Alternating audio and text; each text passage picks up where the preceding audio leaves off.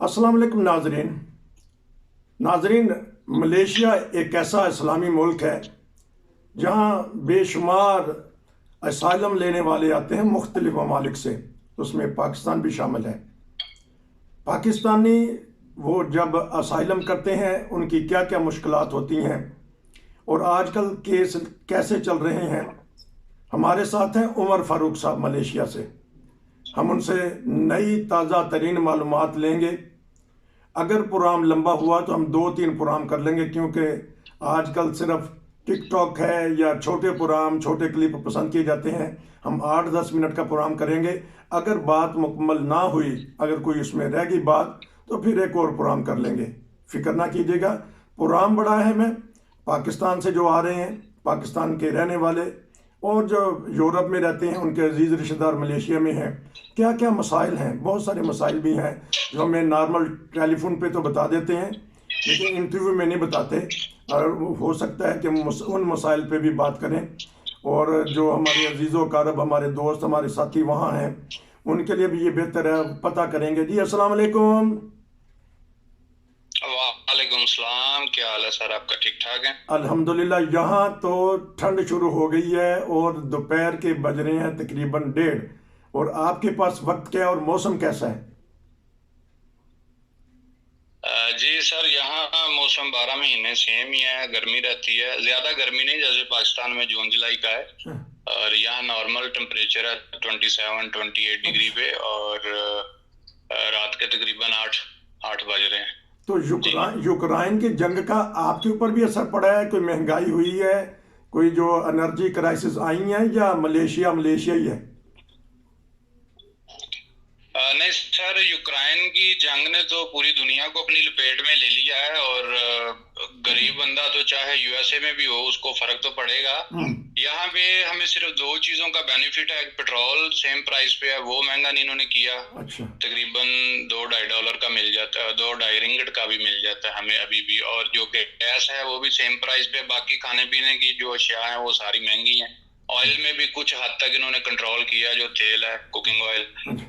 तो ये 3-4 चीजों में हमें जो है इनका बेनिफिट है। गवर्नमेंट समटाइम्स सब्सिडी भी दे देती है, लेकिन बाकी जितनी आटा है, चावल है और सब्जी पहले भी बड़ी महंगी थी और अब तो वो बहुत ज्यादा महंगी है। हम जो आम तबका है, गरीब तबका, वो अफोर्ड नहीं कर सकता।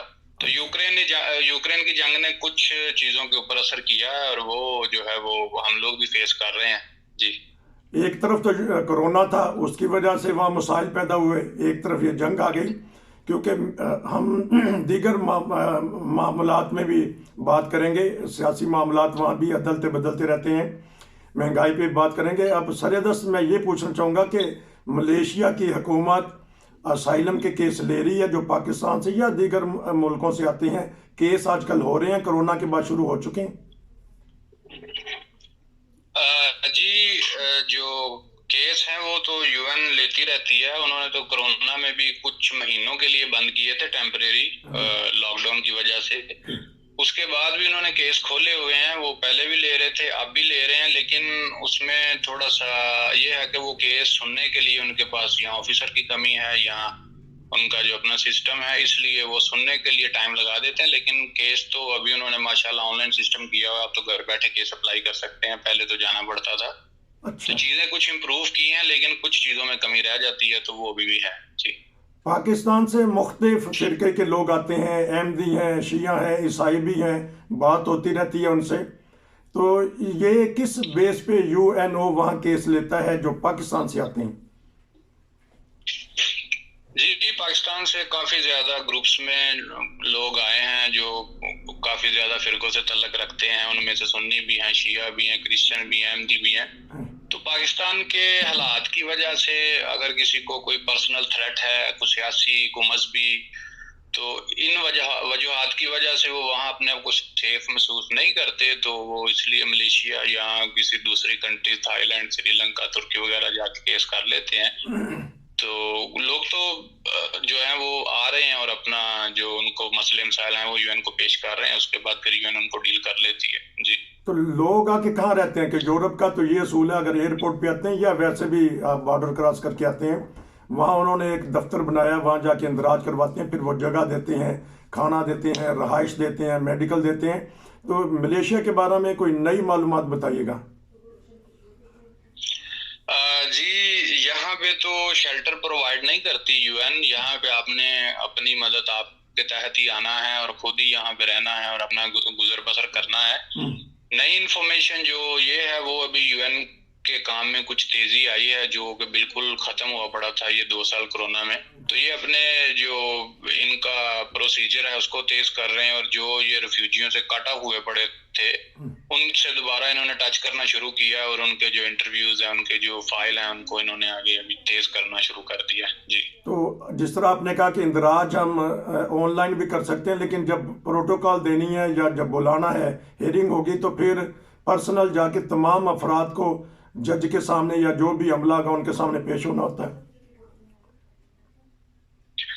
नहीं, यहाँ पे ऐसा सिस्टम नहीं है, ऐसा निज़ाम नहीं है जैसा खास तौर पे जर्मन में या किसी दूसरी कंट्री में। यहाँ जज वाला कोई निज़ाम नहीं, कोई लॉयर नहीं मिलता हमको।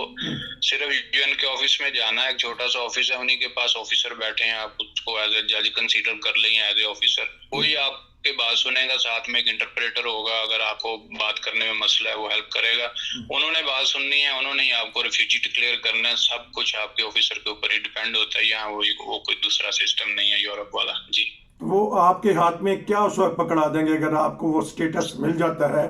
किस किस्म का कार्ड होगा और वो कहाँ कहाँ जा सकते हैं मलेशिया पूरे में या उसी एरिया में?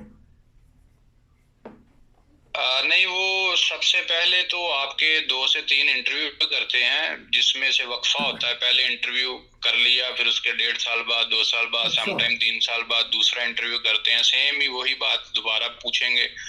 अगर तो वो बिलीव करेंगे आपकी बात के ऊपर कि आपको रियल थ्रेट है, आप वाकई ही मसाइल से घिरे हुए इधर आए हैं, पाकिस्तान को अपनी जमीन छोड़ के आए हैं, तो फिर वो आपको एक रिफ्यूजी कार्ड दे देते हैं। मलेशिया यूएन जो इशू करती है, अपने तौर पे गवर्नमेंट से इशू नहीं होता। उस कार्ड के ऊपर आप मलेशिया में रह सकते हैं और किसी भी स्टेट में जा सकते हैं, वो कोई मसला नहीं। जी, और क्या सहूलतें हैं उस कार्ड मिलने के बाद? उस कार्ड की सहूलत यही है कि आप, गवर्नमेंट ने उस कार्ड की जो इनके साथ एग्रीमेंट है वो सिर्फ यहाँ स्टे का है, और आप उस कार्ड के ऊपर सिर्फ स्टे कर सकते हैं, उसके अलावा आपको कोई सहूलत नहीं है। जी, अच्छा, ना मेडिकल की है, ना रहाइश की है, ना काम करने की इजाजत है? नहीं, ये सारी चीजें, जो काम करने की इजाजत है वो तो स्ट्रिक्टली बैंड है, वो तो मना है गवर्नमेंट की तरफ से। जो मेडिकल है उसकी कोई सहूलत नहीं है। उसका जो गवर्नमेंट सरकारी हॉस्पिटल में आप जाएंगे तो जितना बिल आपका बनेगा उसमें से 50% डिस्काउंट सिर्फ रिफ्यूजी को मिलेगी, या जिसके पास यूएन की तरफ से कोई डॉक्यूमेंट है। जिसके पास नहीं है, स्टिल ऑन प्रोसेस, उसका केस चल रहा है, उसको कुछ भी नहीं डिस्काउंट मिलेगी। उसको कोई ना कोई प्रूफ के तौर पे लेटर चाहिए अपनी कम्युनिटी की तरफ से या यूएन की तरफ से, फिर डिस्काउंट मिलेगी। लेकिन अदरवाइज आप अगर प्राइवेट जाते हो या नॉर्मल कोई निजी क्लिनिक है वहां जाते हो, सरकारी हॉस्पिटल नहीं जाते, तो आपको सेम पे करना पड़ता है। उस पे आपको मेडिकल भी नहीं मिलेगा, और दूसरा रहाइश जो है वो भी आपने खुद ही अपना बंदोबस्त करना, यूएन वहां कुछ प्रोवाइड नहीं करती। जी, अच्छा, पाकिस्तानी रुपए में बता दीजिएगा कि कम अज कम नॉर्मल जो बीमार होता है बंदा, कितना खर्चा आता है? जो सरकारी हॉस्पिटल आपने बताया जिसकी आधी पेमेंट देनी पड़ती है, कम अज कम कितने, कोई छोटी सी बीमारी हो तो ये बता दीजिएगा ताकि हमारे नाजरीन को ये भी पता चल जाए।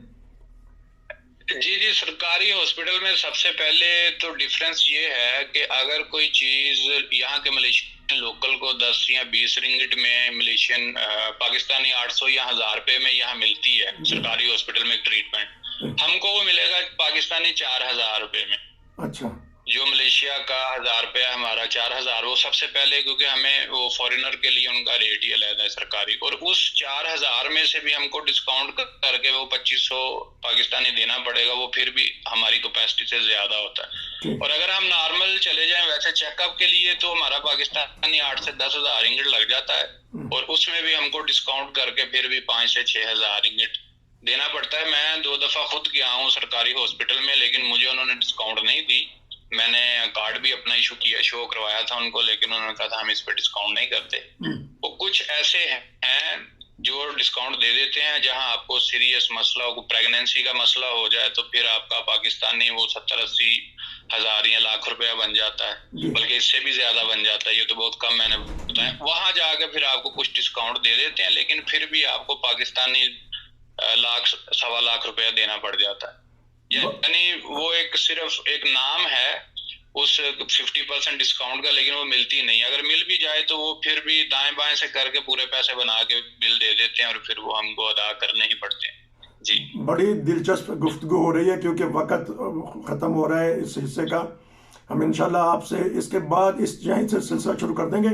आखिर में ये बता दीजिएगा, प्राइवेट जिस तरह आपने कहा कि मुख्तलिफ कम्युनिटी मसलन पाकिस्तानी हैं या इंडियन है या बांग्लादेशी हैं, वो वहाँ कुछ डॉक्टर्स या कोई ऐसी हैं तंजीमें जो कुछ ना कुछ रायतें देती हों या फ्री में करती हों। प्राइवेट वाले को तो चाहे वो ले ले चाहे ना ले, गवर्नमेंट की तरफ से कोई पाबंदी तो नहीं होगी, इस तरह मदद हो जाती है। जो बेचारे बहुत सारे लोग ऐसे हैं जो पेमेंट नहीं कर सकते। जी, यहाँ पे बुद्धिज्म जो कम्युनिटी है उनके कुछ क्लिनिक हैं, छोटे छोटे क्लिनिक हैं, जहाँ पे आप जाओ, अपना चेकअप करवा सकते हो, और वो आपको कुछ छोटी मोटी आम सी जो गोलियां मेडिकल स्टोर पे मिल जाती हैं, फार्मेसी से, वो आपको प्रोवाइड कर देते हैं। लेकिन वो भी वहाँ कोई मशीनरी नहीं पड़ी हुई कि आपको अल्ट्रासाउंड करवाना है, एक्सरे करवाने हैं, तो वो आपको नहीं करके देते। उनके पास है ही कुछ नहीं, बस 1-2 डॉक्टर हैं जिन्होंने वॉलंटियर किया हुआ है, और 1-2 उन्होंने कंपाउंडर रखे हुए हैं, और बस वो जो भी आएगा उसको सेम दवाई दे देनी है। वो एक कार्रवाई डाल रहे हैं कि हम खिदमत कर रहे हैं, लेकिन कुछ लोगों को वहां से आराम भी आ जाता है, फर्क भी पड़ जाता है। जैसे डेंटिस्ट का है, अच्छा, दांतों का इलाज बहुत महंगा है, तो उसके लिए कभी कभी कैंप लगा देते हैं यूएन वाले, कभी किसी एनजीओ की तरफ से लग जाते हैं, या कभी ये बुद्धिज्म क्लिनिक वाले भी चेक करके आपको फ्री में दांत लगा देते हैं। लेकिन ये बहुत कोई लकी बंदा हो जिसको ये सर्विस मिल जाए। कुल मिला के मेडिकल की वो चीज नहीं मिल रही रिफ्यूजियों को जो मिलनी चाहिए, जो एक रिफ्यूजी का हक बनता है, जो एक उस लिहाज से। लेकिन फिर भी 30-40% वो एक कर रहे हैं अपना मेडिकल के हिसाब से, जितने उनके पास वसाइल हैं उस हिसाब से वो पैनाडोल की डिस्प्रिन दे रहे हैं लोगों को। जी, जो एक मुहाजिर का हक होता है वो वहाँ अभी नहीं मिल रहा, गो के केस पास हो रहे हैं। मैं सोच रहा हूँ कि नाजरीन तक हर बात पहुँचाई जाए। हमने उमर फारूक साहब से पता किया, अभी शुरू की बातें हैं, और ये भी हम पता करेंगे कि क्या मतलब है कि जो मलेशिया आना चाहता है, अगर फैमिली है तो पैसों का बंदोबस्त करके, क्योंकि केस पास भी हो जाए, काम की इजाज़त नहीं है। हम अगले हिस्से में जो आजकल केस पास हो रहे हैं उसके बारे में पता करेंगे, और फिर एक और प्रोग्राम भी करेंगे, या अगले प्रोग्राम में यही पता करेंगे कि जिनके केस पास हो जाते हैं उनको क्या स्टेटस मिलता है, और वो रीसेटलमेंट यानी यूरोप के किस मुल्क में कब जा रहे हैं। आया कोरोना के बाद कुछ फैमिलियां गई भी कि नहीं, क्योंकि हमने 2 साल पहले कुछ इंटरव्यू किए थे, उन फैमिलियों के बारे में पता करेंगे। नाज़रीन, प्रोग्राम तो लंबा है लेकिन है बड़ा दिलचस्प। हम इनसे दूसरा प्रोग्राम लेंगे। आपका बहुत शुक्रिया। मिलते हैं अगले प्रोग्राम में। नसीर को इजाज़त दीजिए। अस्सलाम वालेकुम।